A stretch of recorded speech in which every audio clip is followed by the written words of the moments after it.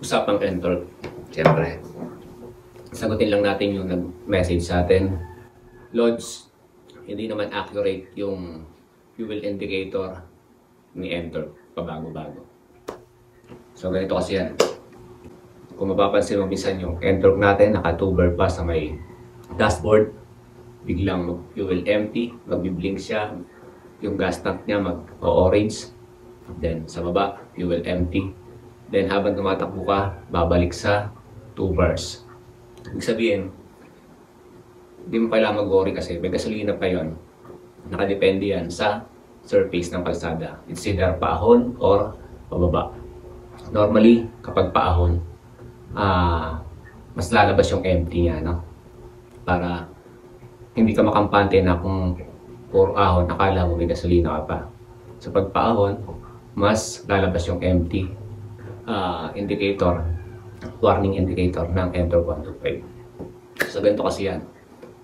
Para maging accurate at hindi ka mag-worry or kabahan na maubusan ng gasolina, magbase tayo sa trip F na makikita nyo dyan sa may upper left ng inyong panel. Kita mo dyan trip. Ibig sabihin, kahit nag-fuel empty ka na, nagbiblink na yung gas tank mo, fuel empty, hindi mo kailangan kabahan. Just check the trip F. Ibig sabihin, makakatakbo pa ba ng more than 60 kilometers bago ka maubusan ng gasolina or tumirik. So, hindi pala mag-worry. So, based on manual, trip F ng Entorc 125 is 80 kilometers. So, hindi ko natin try yun. Normally, hindi ko na siya pinapaabot ng 60 kilometers. So, yun yung maximum na pinaka-warning na dapat magpagasolina na ako. So, kung kaya mo nang magpagasolina nang wala pang ganon, nagtingin mo, gusto mo empty na, nag-blink na, pagasolina, mas okay yun. Pero kung nangyari nga sa'yo na habang tumatakbo ka, long ride, nag-fuel empty, nag-blink yung gas tank mo, no worry. Just check the trip F.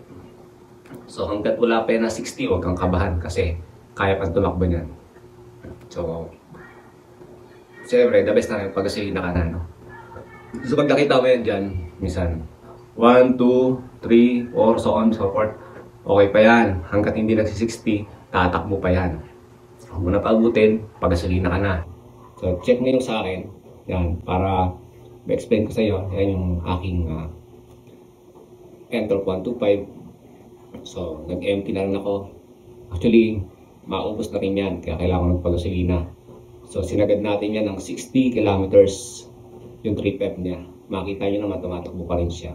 Kaya no, trip F ng Entorc 125 is 80 kilometers. So, mas maganda huwag mo na paabutin. 60 kilometers, sagad na yun. Or less, kaya mo pa.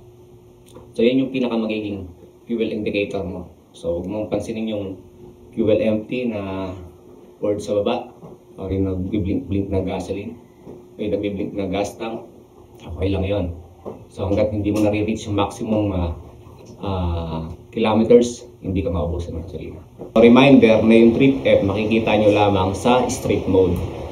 Dahil yung ating Entorc 125 ay may dalawang mode kung saan street mode at sports mode. So hindi mo siya makikita, mamomonitor kapag nasa sports mode ka.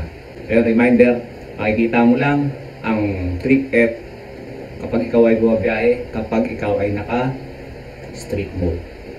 Alright, so that's it.